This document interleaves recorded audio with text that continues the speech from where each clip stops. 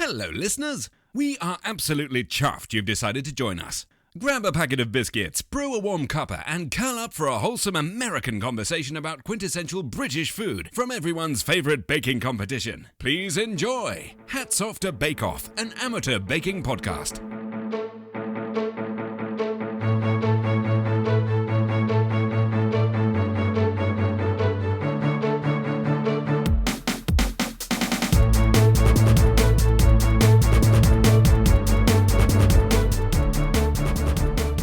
Hello and welcome to Hats Off to Bake Off, an amateur baking podcast. My name is Nick and I'm here with my friend Malory, and today we're talking about episode 4 of collection 1 or series 5 of the Great British Bake Off, aka Great British Baking Show in America. Today we're talking about dessert week. They went through self-saucing puddings, Mary's tiramisu cake, and baked Alaska, and we'll be going through all of what they did in the show and then some of the versions that we made here at home.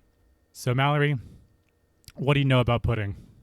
I know nothing about pudding, and I just have to say, before we get any further, this week was a doozy between rewatching the episode, which was stressful, and then recreating the bakes, which was stressful. It was a hard week. So I'm really just excited to dive in and put this week behind us.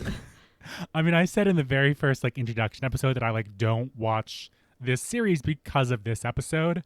I feel a little better about it. We'll get there eventually, but I think I know a lot more about pudding now that I've gotten through this week and I've developed this episode.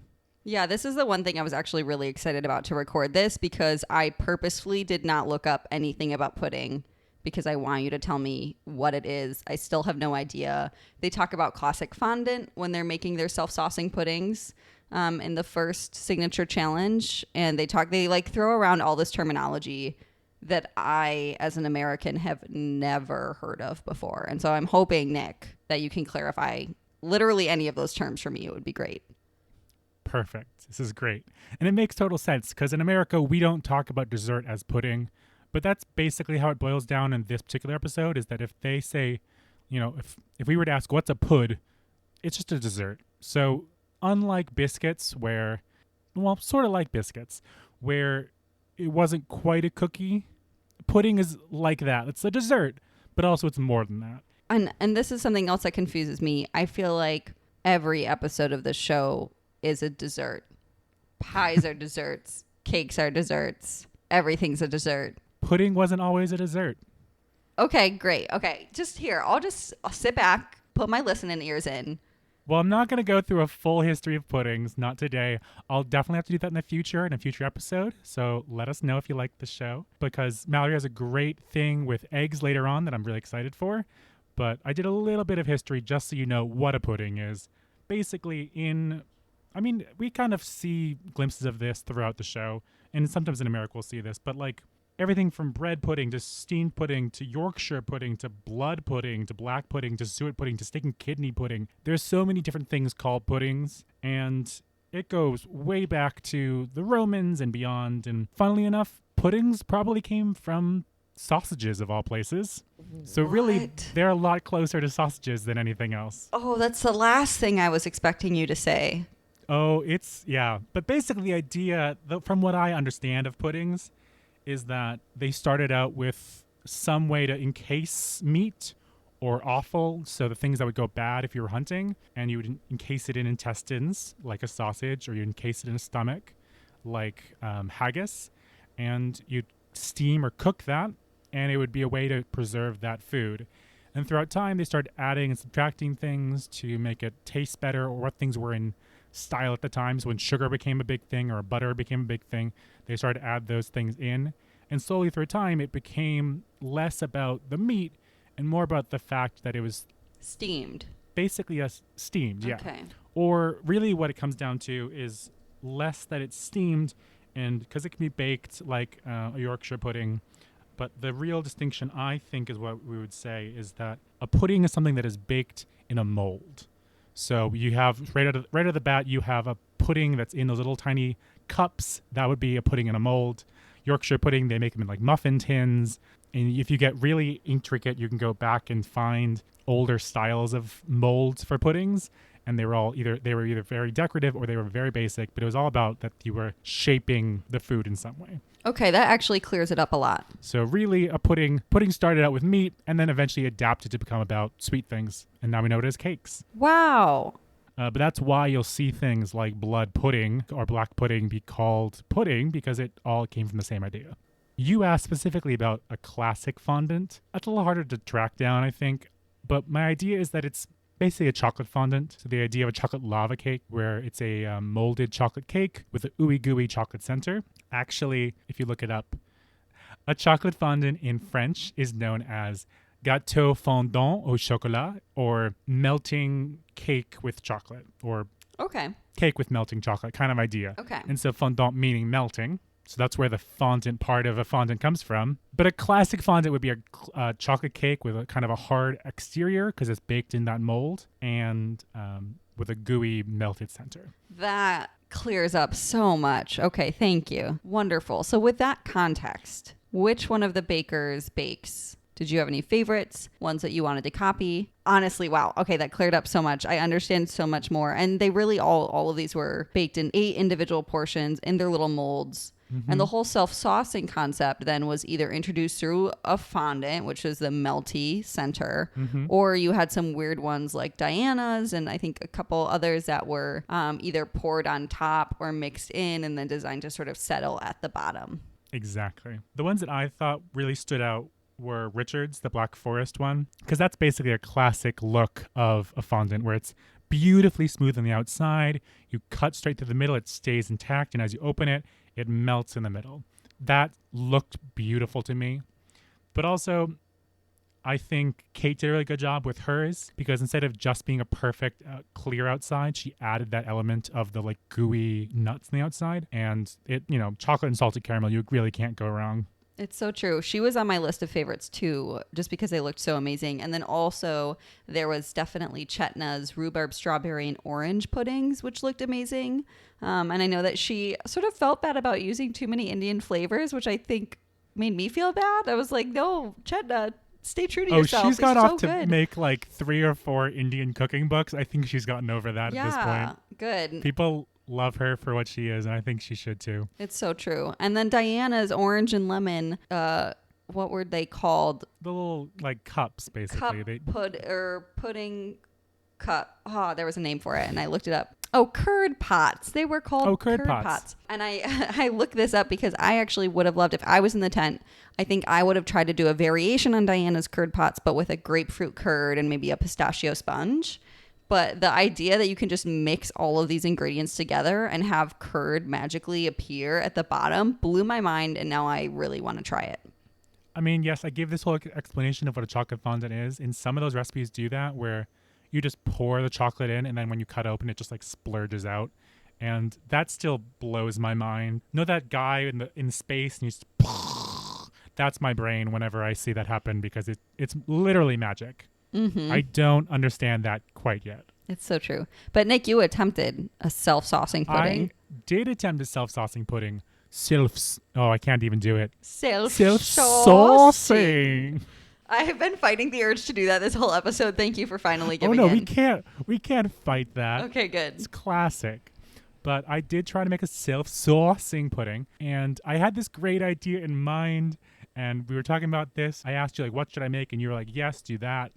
And then I forgot halfway through baking it and did not make what I was hoping to do. I was attempting to make a ginger caramel-filled chai spice cake. So a cake that's spiced like a chai tea. Sorry, that's redundant. But anyway, a chai spice cake, and then filled with a caramel flavored with ginger. The problems were like multitudinous. It did not work out the way I wanted it to. It looked pretty when you started. Then you unmolded it, and I was like, oh, that's not great. I can't say it was totally bad, because it did kind of look like Chetna's. So she unmolded hers, and on the top there's a thin layer of like caramelly, sugary goodness. And if Paul and Mary were to taste mine, they'd probably say the same thing they said to her, which was it needed more sauce. But it tasted amazing. Did the caramel sink through the sponge itself then? Oh, yeah, totally. Like, so there's a little bit of caramel in the cake, but also I put like these big globs of caramel on top that were in various stages of frozen. Like one was like totally rock solid, and one was like basically dribbling off the sides. I had to try a bunch of different times. I tried really hard to do your method of baking, which was, compiling random recipes together to find the right one. The recipe I was trying to make used dulce de leche, so I had to make my own dulce de leche, but it just did not come together right. The caramel didn't taste like ginger. I forgot the chai spices, and then the caramel, as you said, just dripped through the cake and did not sink into the middle like it was supposed to. Yeah, listeners, I will say that it was, I felt a little bad, but I felt that it was kind of funny to hear you. You were so stressed. I feel like this whole week trying to recipe plan, you were like, I'm going to try and make my own thing. And then every step of the way you were like, I'm very overwhelmed by this process. And so I thought it was really funny that you were like, oh, I'll try the way that Malory does things. And it just is like, absolutely not. I love that our brains just like work in different ways. I will say I kept my recipe this week a little bit more, follow the one recipe rule rather than mixing too many elements together. But yeah, I just thought that was great. I mean, I did end up basically just using the Bon Appetit caramel cake recipe and the Bon Appetit caramel recipe. So I really just followed a recipe again. It did not work out like I hoped. But in the future, I'll hope to get better. I mean, listen, if your bakes turn out great, it doesn't matter how you made them, I think. Yeah. It didn't turn out the way I wanted, but it was still really, really good. And my neighbors, I think, will thoroughly enjoy them. Good, yeah. I've given them to them. I can't eat them all by myself, so they're going to enjoy those caramel cakes. That's the hardest part about baking in quarantine is that I have nobody to get. I made a giant baked Alaska, which we'll get to later. It is going to just live in my freezer for an indeterminable amount of time until I manage to eat the whole thing. When you don't feel like going to the grocery store, just eat more baked Alaska. It's all sugar. I already feel so bad. I had one slice and I'm like, that's it for the week. Well, yeah, mine was same idea where I looked at the recipe, like nutrition facts, and I was like, oh, look, one cake is 77 grams of sugar. I try to keep my snacks less than 30 and my meals less than 60. I could only eat like half last night. I was like, I can't do this to my body. Oh my goodness. I'm glad I thought of them. I was like, wait a second. I have neighbors. They'll probably want fun, delicious foods. So They got lots of baked goods. And speaking of fun, delicious foods, I was actually really excited to hear about the technical challenge that the bakers had to do for the dessert week because it was something that I recognized and have actually made before. Really? So the technical was Mary's tiramisu cake. And while I've never made Mary's tiramisu cake, I have made tiramisu. Gotcha. I have also tried to make my own ladyfingers, the sort of fluffy biscuits that traditionally are coated in the sort of liquor and coffee mixture. That I think I attempted in high school and it didn't turn out great, but this was one technical that I was actually very familiar with by the time it was sort of mentioned in the challenge. I was going to say, yeah, this is a recipe that I definitely know of, but never this particular version of it. And when you look at it from when they show you like, oh, this is what the recipe's going to be when they flash to Paul and Mary, you think, oh, that definitely is going to be real easy. It's just cake and cream. How can they go wrong? And there was so many little tiny disasters throughout the tent. So true. I think everybody really struggled with cutting the sponge that thinly. I mean, that was baffling to me. Like, why would you ever want to cut a cake so thin? But even just getting enough height to cut it was really hard. Yeah, I think that was just an eggs leavening recipe. I'll have to look back and double check that, but I don't know that there was any additional leavening agents like baking powder or anything. I'm almost positive it was just the egg whites. Woof. And that's why you got the like really thin pancake-like ones from like Richard. Yeah, I think Richard and Ian. Yeah. That's where Ian started really grumbling. Yeah. Oh my gosh. Listeners, highly recommend that if you rewatch this episode, you do so with the closed captions on. And because Ian says very few words, and so all of the captions are either growls or grunts. And it was very relatable for me as a baker because I feel like those are the only sounds I make when I'm baking are or like like. None of them are actual words. They're just Malory, can growls. I get that sound as a text tone for you? Just ah. Well, you have it recorded now, so do what you will with it. I have been craving tiramisu for literally weeks. Maybe because I've been watching this episode, or maybe if you'll remember, I made a quote-unquote chocolate tiramisu Swiss roll. And so as soon as I had that in the first episode, I was like, I want a real, legit tiramisu. And finding one is surprisingly hard. I will definitely have to come back and make this recipe sometime. Yeah, I think that's something that you can expect on the Instagram page at some point sooner or later. It's just such a classic recipe. And now, speaking of classic, it's time for tea. We have tea today. We're so excited. Yes, we each made our own individual mugs of tea. Here, let's clink. Clink. Clink. What are you having? I'm having an herbal blend that I have mixed together for myself. It is nettle, oat straw, and echinacea. Ooh, look at you. So classy. I'm drinking Prince of Wales, and I'm not sure I'm a big fan of it, but I want to finish it because I have it in my cabinet now. However, time for D. I would normally show off some thing that I brought for you. I can't do that, obviously, today. I'm going to ask you, because this is going to go nicely into our next section, what do you think the difference between a pudding in the U.S. and a custard in the U.K. is? Okay, so when I think of puddings, I think of those like store-bought puddings. Ooh, okay, wait, I might have it. I think that U.S. puddings use gelatin and U.K. custards use eggs. Very close. Oh, I looked so this close. up. Okay. A U.S. pudding is sweetened milk or cream thickened with flour or cornstarch. Oh, flour. And so maybe there might be some cornstarch. gelatin in like Jell-O brand puddings.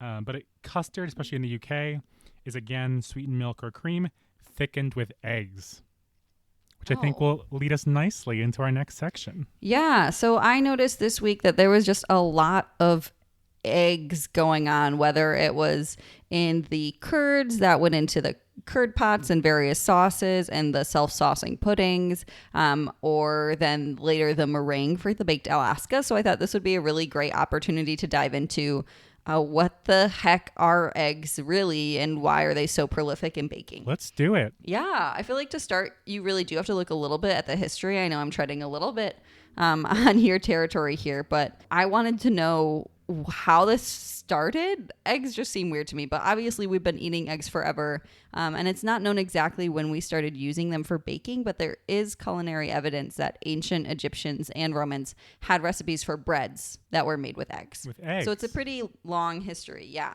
And they also think that curd, which we see a lot in baking these days, is thought to have originated in 17th century France.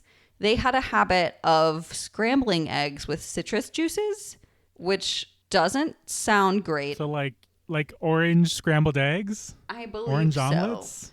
That sounds so awful. Well, but then if you think about how lovely a citrus curd is, Okay. maybe it was some sort of combination of like a really saucy sort of scrambled egg. I know that traditionally European scrambled eggs are not as hard and dry as we tend to make them in the U.S. Yep. They're kind of almost undercooked. Exactly. So that's where we think the origin of curds is. Again, it's super clear. And same thing with meringues, came out of Europe in the late 17th century. And meringues, as we'll probably continue to talk about until the end of time, because they have so many uses, but they are basically just whipped egg whites with a little bit of an acidic medium to help stabilize the egg whites, and then sugar and some flavorings, whether it's like vanilla or apple juice. But basically, an egg is, as we can probably guess, two parts, the white and the yolk. And the white takes up about 2/3 of the egg itself. And it's pretty much entirely protein and water. And it also has a lot higher water content than the yolk does. So the white itself is about 88% water. And in baking, these are used actually very similarly to gluten. Their purpose is to trap air, and therefore to leaven different baked goods. And so before the time of baking powder and baking soda, these were used to leaven cake. So last episode, we talked a little bit about what is the difference between a bread and a cake. A bread would be leavened with yeast and gluten, and a cake would be leavened with egg whites. Which eventually changes, but the idea being that, Exactly. there's back then they didn't have baking soda or baking powder or anything, so they used what they had on hand. Yeah. And it's funny, while I was looking this up, I realized that the different things that interact with gluten in certain ways also have the same sort of interactions with egg whites, because really they're both protein chains that are being rearranged into webs. So fats do the same thing. If you get any fat, whether from part of the egg yolk or any leftover grease on any of your utensils or bowls, that can really reduce the amount of air that you can whip into the whites. And then acid helps a lot with the rise, and then salt stabilizes, just like it does with gluten. Gotcha. Yeah, that was something I wasn't expecting at all. It was really interesting. And I think I want like the theme of this little science corner that I do to be all about, like, I feel like the theme of baking is that you're just rearranging proteins.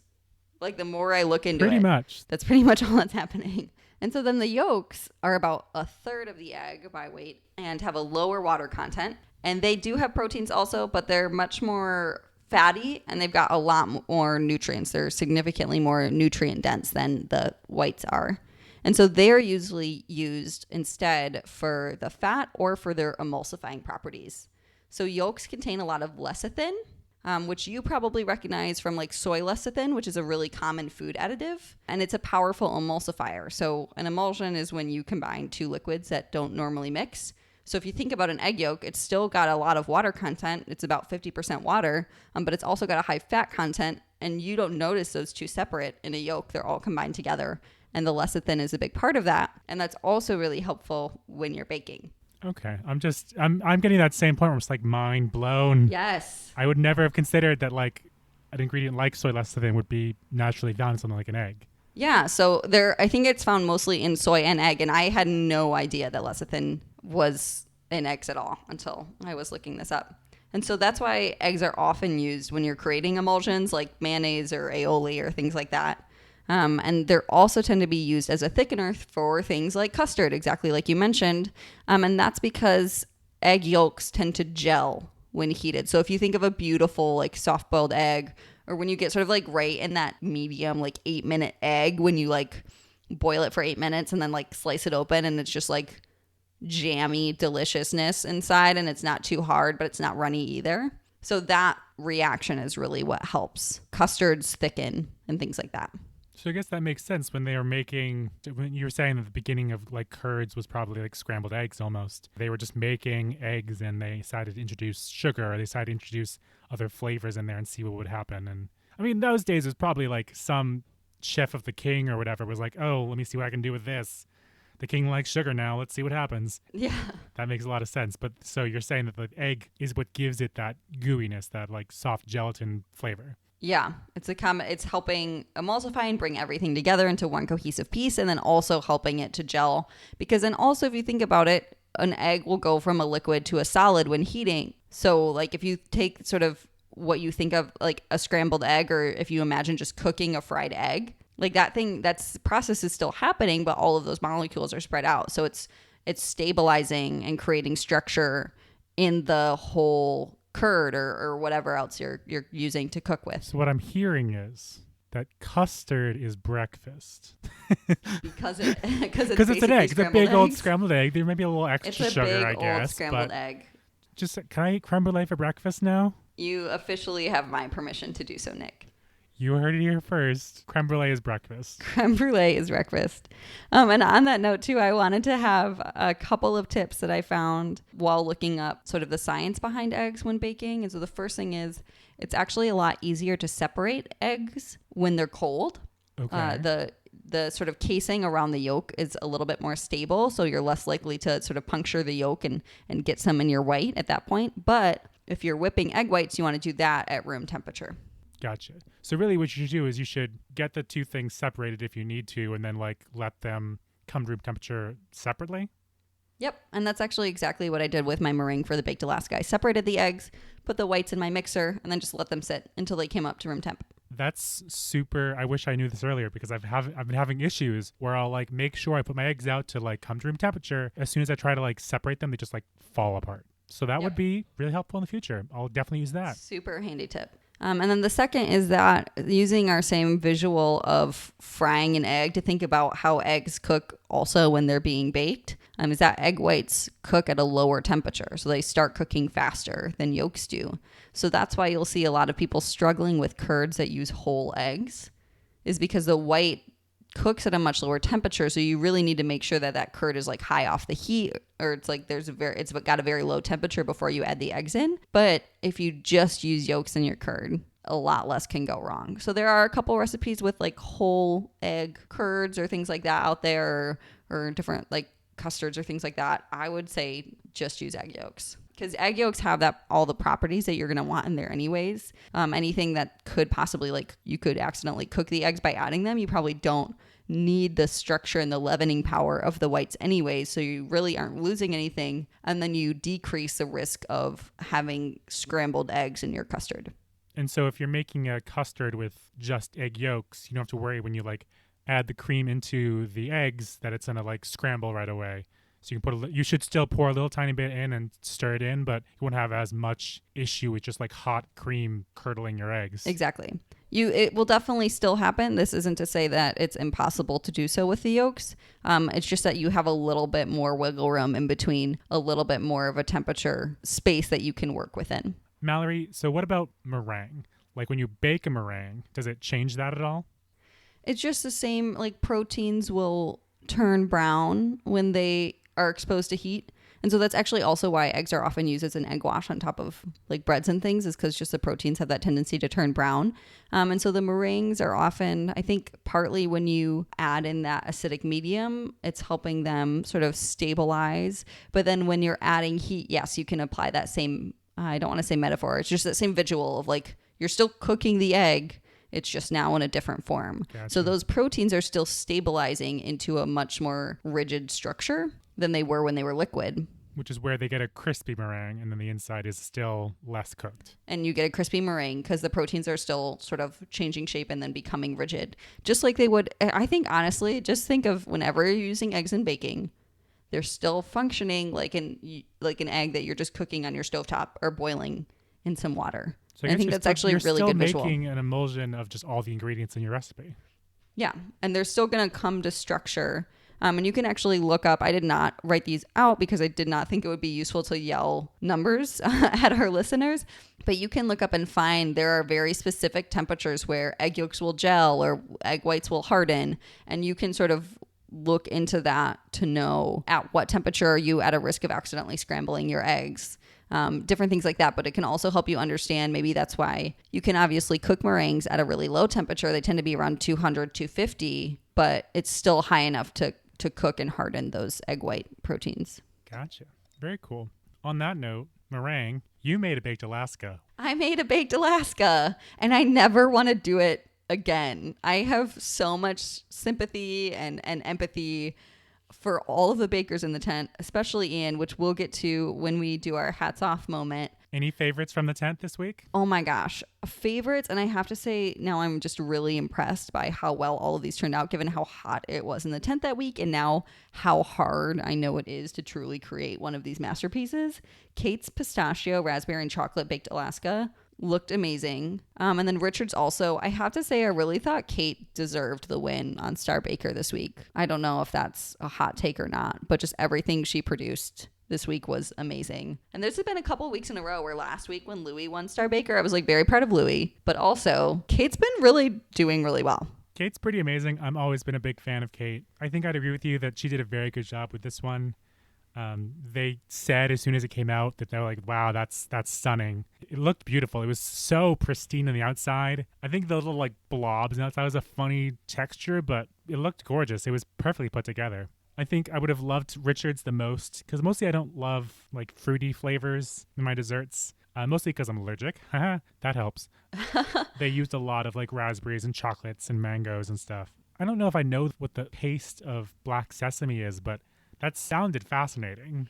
I do. I actually used it in my rye roll recipe last episode. And so that's why I think it was really especially tragic when Ian had to throw his in the bin. But the combination, I think, of black sesame and coffee and chocolate would have gone really well together. Those are all really nice, rich, deep, dark flavors. Black sesame has this amazing bitterness. If you think about tahini, which is a sesame paste, it's very similar, but just a little bit more roasty and bitter and delicious. So the idea of kind of sweet and savory together almost. Yes, which is my absolute jam. It's my favorite thing to do. That makes sense. So what did you end up making then? So when I was sort of helping you come up with ideas for the flavor combinations to do in your self-saucing pudding, I came up with the idea kind of on accident for a pineapple upside down cake baked Alaska. And I just it popped into my head. I thought of it and then I couldn't stop thinking about it. And I was like, oh no, I wanted to do one of the easier challenges because I knew baked Alaska would be such a pain,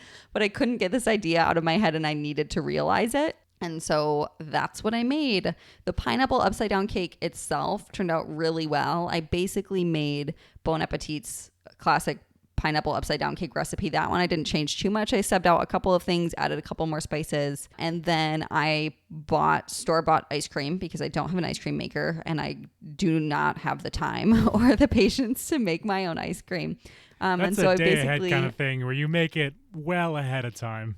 yeah, I was absolutely not interested in doing that part of this challenge. And so I got just plain vanilla ice cream because I originally thought I was going to mix in toasted coconut chips to the ice cream, but I decided to do that in the meringue instead. It was a lot easier to mix in. So I just had plain vanilla ice cream there. I need to think a little bit more about what sort of flavor I would do. Maybe I would do some sort of tart cherry flavor ice cream because I did take the maraschino cherries out of the cake itself because I think they're gross. That's the one thing I know. We said I'm not very picky. Really? You don't like maraschino cherries? They're awful. They're so chemically sweet. It's sickening. I know I might be making a lot of enemies out there, but Have you tried like Morello cherries? those are a little bit darker, right? Yeah, right. They're not like a fresh cherry, but Claire used them in her chocolate and cherry cake in the very first week. I've never tried them, but they look a lot darker and richer than syrupy, sweet, almost medicine style. Let's say then that if I were to have made my own ice cream, that I would have done You that. could have tried that, yeah. Could have tried that. And then I did a toasted coconut meringue. So I made just a classic meringue. This is also, I just found a meringue recipe. I think one goal I have for myself as a baker is to trust myself when it comes to sugar content because I feel like reliably meringue recipes are too sweet. So what kind of recipe did you use? Did you use Swiss, Italian, or No, I just use French? a classic meringue. So once you get into Swiss and Italian meringues, they're poured in often with, they're either cooked over a stovetop that like cooks the meringue. I think that's Swiss. Yep. And then Italian is you stream in melted sugar to it and that's what cooks it. So those are both cooked meringues. See, audience, you couldn't see this, but Mallory just did the Oh, Louis yeah. thing, pouring 2 different pots of sugar into the mixers at the same time. I mean, even the bakers at the time were like, "Oh, look at Louis! Wow!" That's now exactly what I think So I'm of. glad that that's what you think of when you do Exactly. meringue. So those are both cooked meringues, which is why, and here's where I'm just going to vent about my my woes baking this baked Alaska. I just want to say that none of the bakers actually baked theirs. Diana baked a piece of hers, but not the actual ice cream. And I get it. It was hot in the tent, but they all pretty much used already cooked meringue because it was meringue that had been cooked either over a double boiler basically or with that hot sugar. And I wanted to bake mine. I guess I wanted it to be a true baked Alaska. So I just did a classic meringue. No hot sugar added. Everything was just whipped together. And then I looked up many baked Alaska recipes and they say to just chuck it in a 500-degree oven for 3 to 5 minutes until the meringue is golden on the outside. I also just want to say I think my freezer is running a little warm because it took a really long time. I should have had a lot more patience, but I didn't. And so I think the ice cream was just a little bit melty and hard to work with to begin with. And then even just taking the ice cream out of the freezer to pipe the meringue on, once I had the ice cream and the cake assembled together, I could already tell the ice cream was starting to melt. And so I put it back in the freezer for a little bit, but then I turned the oven on it all melted. I don't know. You totally understand it all now. I know. I was like, I have so much sympathy. You've lived the experience. I would never bake this again. And that's so funny because like I think it tasted pretty good. I put on more meringue than I would like because I really wanted to try my best to protect that ice cream in the inside. And so it ended up a little bit unbalanced, but the cake itself is really good. I'm definitely going to make this pineapple upside down cake again. But it was just sort of this odyssey of trying to get this to work. And then it's still delicious, but there's very little actual ice cream remaining. Almost literally blood, sweat, and tears went into making this baked Alaska. Yeah, and I just can't not recommend it enough. I don't think anybody should try it. Maybe that's not the message that I should be carrying into our show, but just Please bake anything other than a baked Alaska, other than listeners. a baked Alaska. If you do make a baked Alaska, please tell us. Maybe don't. Maybe I don't want to know that you showed me up. I do totally want to see you make baked Alaskas. Even if you make mistakes, it's totally fine because so do we. Send me all your So- melty baked Alaskas. I will give them love. I'm sure they are amazing. Nick, did you come up with any flavors? If you were to ignore the advice that I've just given our listeners and make one of these, do you know what you would do? I tried my best to step away from my vanilla flavors. Oh, Norman, And you. did not very much succeed, but I tried. So this is when I found the chai idea was if I wanted to make a chai cake or chai ice cream, would that be a good flavor combination for Baked Alaska? I even thought of a snickerdoodle cake, which I've seen in other baking competitions. They'll make snickerdoodle cakes, which just sounds perfect. But then on top of all that was just, it's sugar on sugar on sugar. That's where ginger came in because I was like, what if we put a little spicy element in? And so these ideas eventually ended up going into my self-saucing pudding. However, I did find this beautiful picture of a Baked Alaska that I definitely want to try. It was a dark chocolate brownie, so something really dark with a mint ice cream and then dark chocolate like stracciatella ice cream. So like the ribbons of dark chocolate inside of the ice cream. Yum. And I think that combo would be good because it wouldn't be totally sweet. Yes, all three of those are sweet flavors, but like getting the mint and the dark chocolate and the meringue together would probably be really good. Sort of like have you ever used mint chocolate in a s'more? No, but now I want to. There definitely are people out there like you definitely should use mint chocolate in a s'more because it like changes the s'more game forever. Oh, maybe you And could so do that's like the a same idea. Martha. And you know how she did a key lime pie and she, I think, put a crust on her pie. Yeah, same Maybe idea. you could So do like a graham cracker crust with then that like brownie layer and then mint chocolate. perfect. That would be, I think, ideal. That would be perfect for me. Though also, a lot of the bakers in the tent made these really big, extravagant things. It's a showstopper, sure, but I feel like Paul Hollywood in the masterclass videos has again and again said, like, make something that's technically perfect. It doesn't have to be massive. It just has to be really beautiful. So I would have definitely gone for a much smaller recipe. Then I'm not Yeah. sure if something in the rules say they should be at least this high. And unless they say so in the show, I don't think it does. So I feel like it should be something that looks gorgeous, but it doesn't have to be massive. It should be kind of small, like Kate's was. Kate's was rather on the small side, and it looked perfect because it didn't have to have a huge hot cake. It didn't have to have a massive bowl of ice cream on top. It was just perfect and round and small. And I think I would go with something like that. That makes sense. And then despite Kate's apparent success all this week, Richard ends up being our star baker again. And this is really where his streak begins, if I remember correctly. I don't know how many times it is, but it's a lot. Yeah, so you'll hear this. We'll just cut this particular sentence that I say into the next forever episodes. I don't, yep, we're done here. It's Richard What if Star you Baker did that? again. Do you think that, and I feel like it would be really bad, but And cut to me. No, I don't think that would work super well. can you imagine just like my same voice every single episode? Do I get a perfect cut right now? Okay, ready? And Richard is our star baker again. There, that's for you. Love it. We'll use it every time. I definitely won't because that'll be so hard to cut into the show. Oh my God, no, please do not do that. But with the ups, we have some downs. And I'm going to say hats off to Ian Waters right out of the gate because he was great. He did some amazing bakes while he was in the tent. Today, he's on Twitter as Ian_Waters, on Instagram as Ian Waters. He bakes regularly and shows off all the little baking around in his life, from competitions to charity baking to recreations of other competitors' dishes that they've since produced. One thing he started to support a lot recently is called The Brook, Action for Working Horses and Donkeys. So if you're like scrolling through his baked goods and find some donkeys and horses, that's why.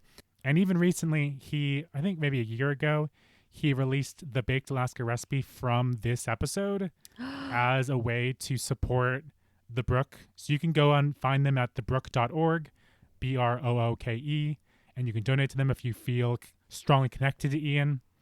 I said a long time ago that I did not watch the season because of one thing. I don't really want to talk about it, but I think we definitely should. And that's Bingate. Do you have any opinions on Bingate? I actually have been looking forward to talking about it just because I have such strong feelings about this moment. What do you feel about Bingate? I just relate to Ian so much. I love baking, and oftentimes it is really relaxing, but I've had many a frustrating bake. I've had many a failed bake. I have cried more than once in my kitchen, and I can totally empathize with the just like knee-jerk, I hate it, I'm so disappointed, I'm so frustrated, they don't deserve to see this. It looked perfect in the video, and it just did not come out that way. It didn't, yeah, exactly. So like I completely empathize with that, just like, oh, I hate it, I'm disappointed by it, I need to never see it again, and I'm gonna throw it in the bin. I get that, and I felt that before, and it was just heart crushing to see it happen, and so disappointing too, because I think, I mean, yeah, it might have been a bit melty, but I think just the disappointment of him seeing it left out and just like melting in the room, that was really sad, and hard to watch. You suggested we should talk about some of our baking disasters. Do you have one in mind? Yeah, I really did. I just wanted to share this because I think this is just a really good moment to remember that sometimes bakes work out really well and sometimes you want to throw it in the bin. And so I have one that I just actually did throw away, and I was in high school or early college and had come home to my parents' house to bake, and my mom keeps all of her baking supplies in these beautiful, huge glass containers, and she has started labeling them by writing on them with permanent marker. But after a while, those labels kind of wore off. Just the permanent marker didn't stay on the glass very well. And so the powdered sugar and the flour were in two identical containers, and both of them had worn off such that looking at powdered sugar, I could only see the R and thought it said flour. Oh, no, Malory, no. And so I was home and really craving a fresh strawberry cake because it was spring.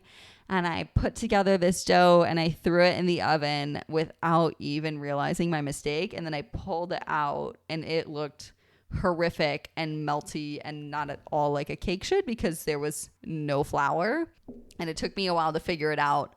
And I just sat and cried in my kitchen, and then finally threw it out and just started all over again, this time with real flour. And I think that's probably my biggest baking fail. It ended up in the trash moment. I'm not sure I had a moment like that. So I'm sorry that you went through that, but it sounds like you've come out better and stronger, and you made sure to relabel those containers. Yes, everything is perfectly labeled in the kitchen now. Your kitchen looks pretty immaculate, so that makes sense. I thought about this for a while, and I think maybe it's not my worst disaster, but my favorite was for French. I took French for like 7 years in school. Can I speak it? No, of course I can't. Juste un petit peu.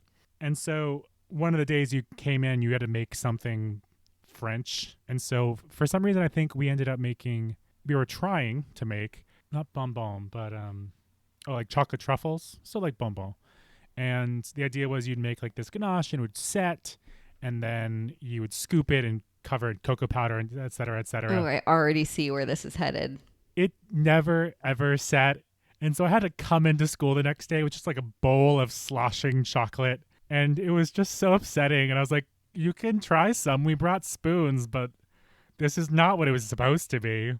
However, on the upside, my mom, because she's a genius, was like, yo, you've got this like crazy delicious chocolate sludge.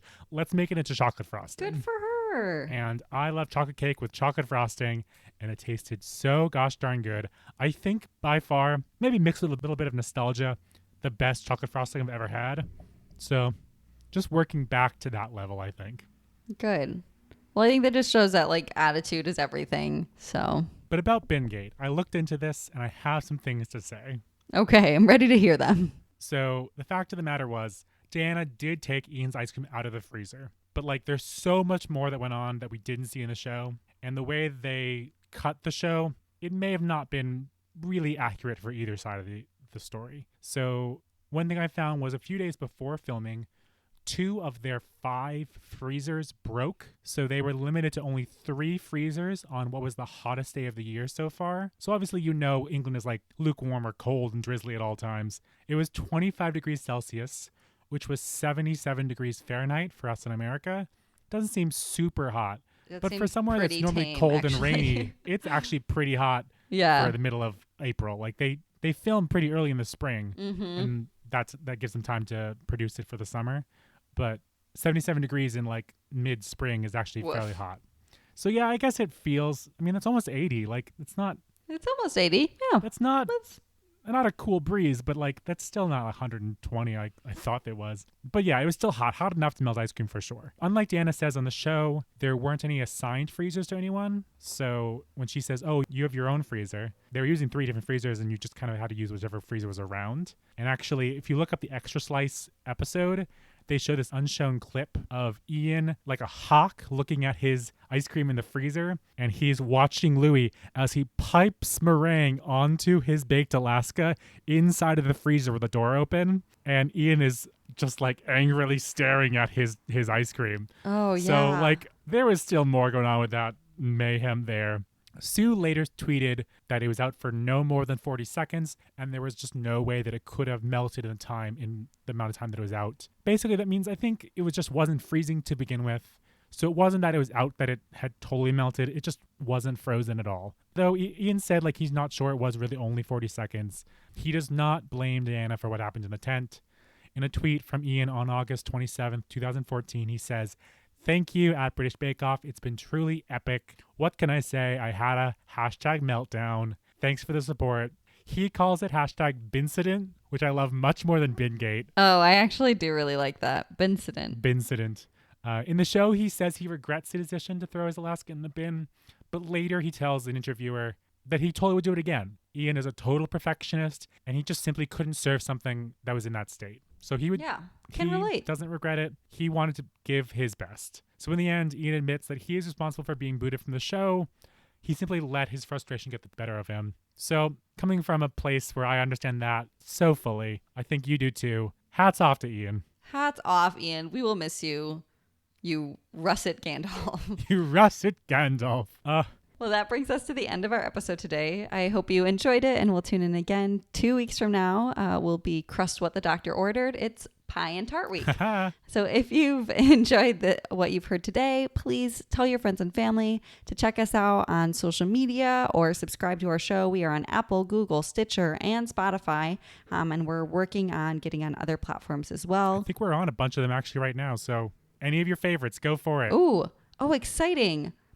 Great update from Nick. Thank you. And every subscription and download helps us out tons. We really appreciate it. We would love it if you tweet about us and share how much you loved our show. You can find us on Twitter and on Instagram at HotBowPod, as well as on Facebook at facebook.com/HotBowPod. That's HOTBOPOD. HotBowPod being the acronym for Hats Off to Bake Off Podcast. HOTBOPOD. You can find links to all of our social media accounts on our website, hotbowpod.com or hatsoftobakeoff.com. One last time, HOTBOPOD.com. My recipe for the pineapple upside down cake baked Alaska, which I'm now realizing is such a mouthful to say, will be going up on our website. I might just do a couple links to at least the BA Bon Appetit pineapple upside down cake that I used, and then the recipe that I used for the meringue, because that was a little bit unique. You can find it by navigating to the episodes and then find the post for this episode and try it out for yourself. Definitely let me know if you attempt it, even though I recommended it against it. I'm sure it will be great. I can promise after having eaten it that it is tasty even when melted. Maybe make little cupcake sized baked Alaskas. Maybe that would work, because then you could toast it every time you wanted it. I think that would work a lot better, yes. Keep it frozen. Freeze for at least 4 hours. I'd also like to give hats off to Peter Lalish, who wrote our intro and outro music. You can find Peter on Fiverr as PW Lalish, as well as on Bandcamp under the name AKLF. As Kate says, I've learned never to throw my bakes in the bin. On your marks. Get set. Bake.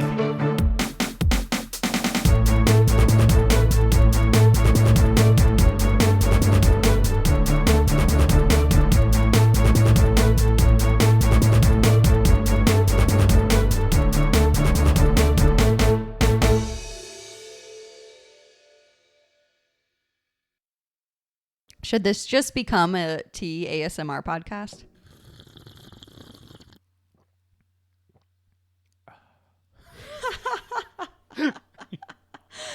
Oh my God, I love it very much.